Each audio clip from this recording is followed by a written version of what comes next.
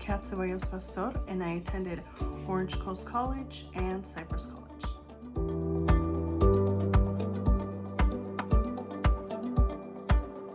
I immigrated from Peru when I was 10 years old. I recall my initial experience here in the United States was of awe. I did not know what to expect.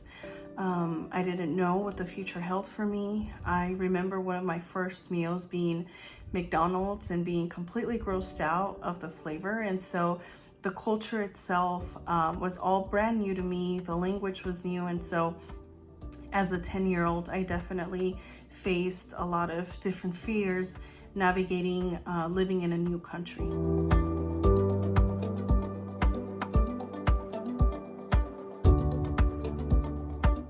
One of the biggest challenges that I faced when I arrived to the United States was not knowing the language. It was definitely a barrier, but once I entered the educational system, I remember having a dedicated ESL teacher that really was able to hold my hand and teach me the language. She would send me additional homework. She would encourage me to practice at home. She would also give me a list of TV shows that I could watch. She gave me a bunch of books that I could read. And so being able to work with her was essential in order for me to have that confidence in order to learn English. I remember it wasn't until the 6th grade when I was able to be proficient and no longer be part of the ESL program. But if it wasn't for my teacher, I don't think I would have been able to learn the language as fast as I did.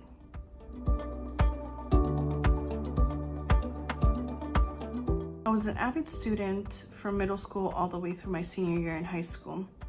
And I remember clearly it was 2008 and our avid teacher had asked us to bring our social security number in order to fill out the FAFSA along with our college applications. That was the first time I realized that I did not have a social security number, which meant for me at the time that I was not going to be able to go to a four-year university. I had a conversation with my career counselor at the time, and he is the one that introduced me to the community college pipeline. And through him, I was able to learn about Orange Coast College. And so the next step for me was to apply to OCC. At the time, it was very scary. There was no financial aid available. There was no any other opportunities like that one for undocumented students. And so the minute I stepped into the campus, I remember very clearly being so welcomed and accepted and being encouraged to apply for AB 540, which meant in-state tuition. And so that experience really informed my goals of continuing my education even after Orange Coast College, and ultimately leading to now being an educator.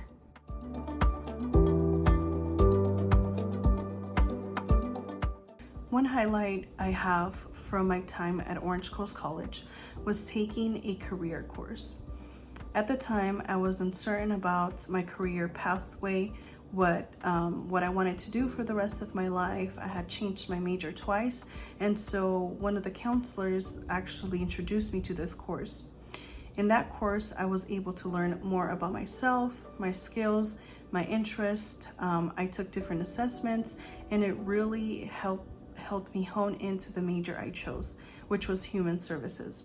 At the time, it was very pivotal for me to choose a major because that is what introduced me to Cypress College, which I then ended up transferring to in order to complete my human services transfer pathway.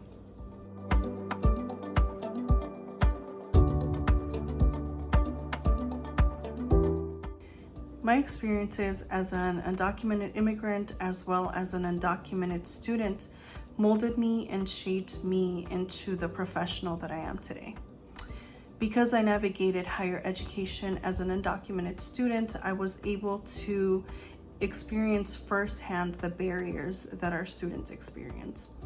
I remember entering Cal State Fullerton and seeing all the support and meeting so many mentors that allowed me to actually think about myself as a professional in the higher educational field.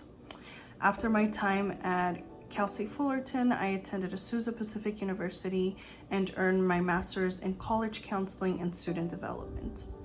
I learned so much through that program that it really shaped my interest and my love for working with students, and now really thinking about the gaps in the educational system and how we can work to address them and ultimately support all students in the state of California.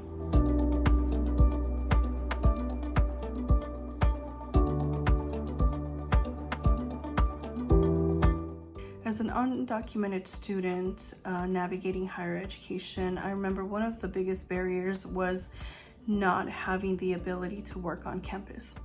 Of course, this was before the deferred action for childhood arrivals was in place.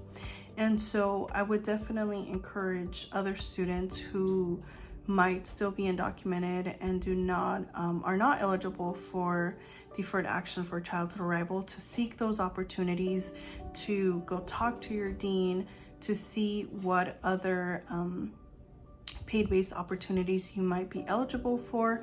There's always different internships that you can be eligible for, and you can work towards the goals that you have in your career in various avenues.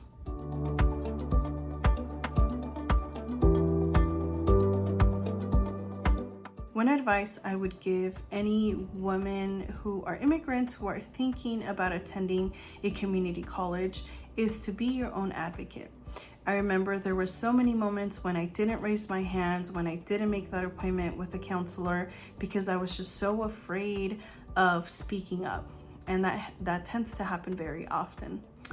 For myself, I also was fearful of sharing my identities. And so I would definitely recommend you to seek advice, seek support.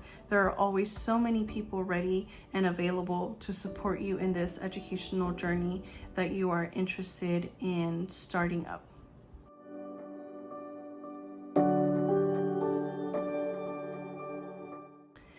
One of the experiences that comes to mind to me that really exemplifies my resiliency in the journey that I've experienced was advocating for undocumented students to attend a conference in Sacramento.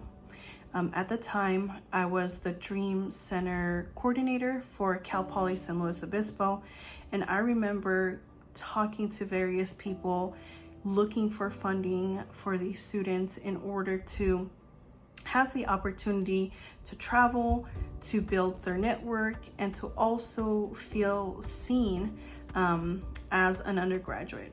And so for me, being able to tell my students that we're all going to be able to take a trip, we're going to be presenting at this conference, really is one of the biggest highlights of my professional career. I remember their faces when we were up there as panelists presenting, and just to see their joy, their undocu joy, their resiliency as well, reminds me of all of the sacrifices that I had taken at the time. And so that experience alone I will always carry with me for the rest of my life.